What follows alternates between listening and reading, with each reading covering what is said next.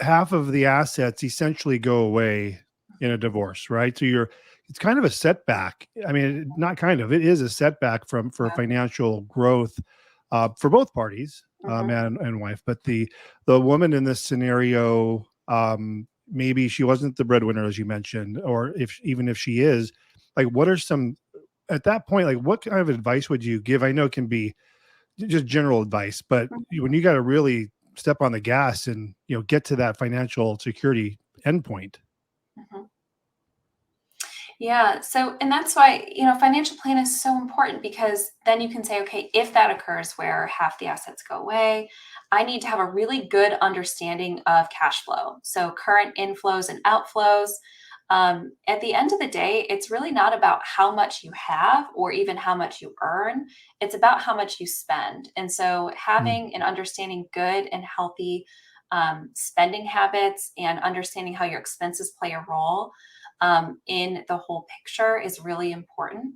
So that's something that for anybody who is going through any kind of major life event, re-examining the expenses and having a really good understanding of those outflows is super important, as well as being able to really kind of project out and understand what those next decades look like. As I mentioned before with financial planning, it's sometimes easy for people to understand what next month is going to look like, but we want to make sure that all of the decisions that you are making, as far as how to title your assets, your tax planning strategy, your estate planning strategy, we want to zoom out and look at really how that all plays out in the long run. So I would say that anybody who is going through a major event, it's really re-examine those expenses and have a good map and plan that accounts for multiple decades.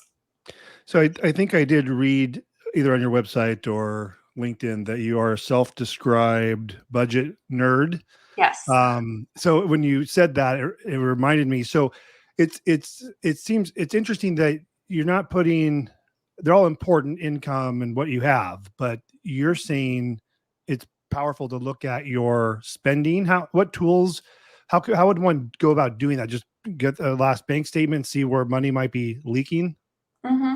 Yeah, and that's one thing that I find is that a lot of people think a budget is just looking in the rear view mirror of what did I just spend.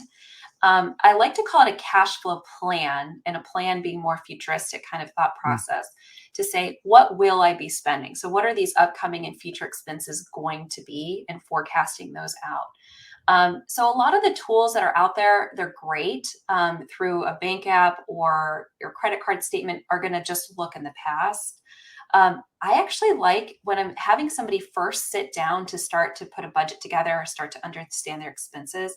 I like to have them first just list out what are their typical fixed expenses. So your typical expenses that are the same every single month, and list all of those out and determine, is there anything that needs to be adjusted or changed? So do I need to renegotiate? I just last week decreased my cell phone bill by about $50 a month. I'm pretty happy about that. So going through and identifying, are there any subscriptions that are on here that maybe have crept in that I don't use anymore, I don't need?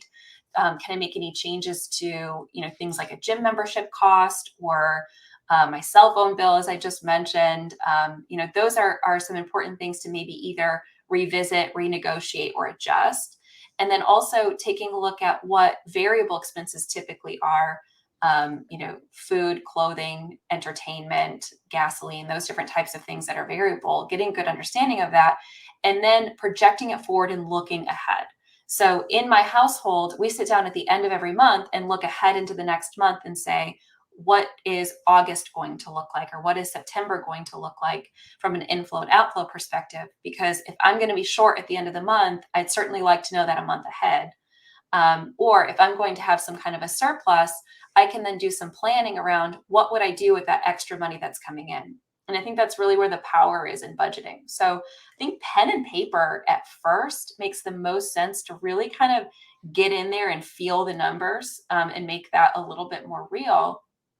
And it allows you to really kind of see and play with those different numbers. So When you identify that you're going to have a shortfall, you've got some time to maybe make adjustments to that month and fix that potential issue.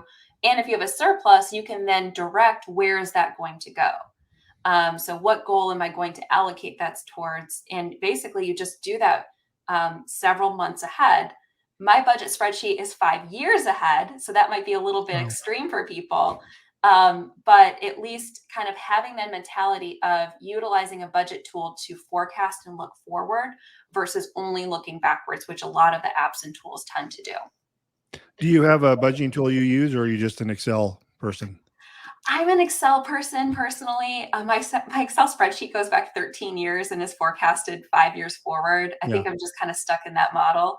But a lot of the apps do allow you to forecast and plug those numbers in. So a lot of our clients use the Mint.com app, YNAB. So you need a budget, and other tools like that. Um, Mint and YNAB, I know, are bigger tools, so they have a little bit more security around them. I'm a little bit cautious of some of the smaller apps or newer tools and kind of inputting all of your financial data into those. of course.